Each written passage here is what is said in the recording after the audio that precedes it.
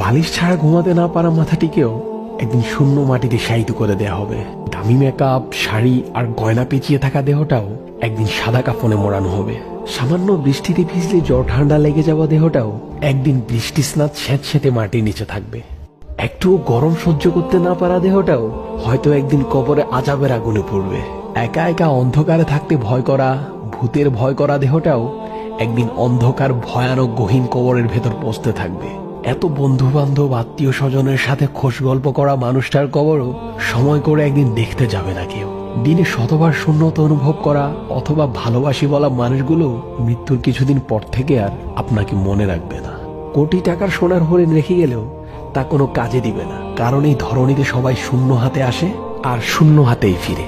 সেদিন হাই হুতাশ করেও কোনো লাভ হবে না, কেননা আমি আপনি রিজিক ভোগ করে ফেলেছি। আমার আপনার তাকদীর এই পর্যন্তই পরিমিত ছিল। আল্লাহ আমাদের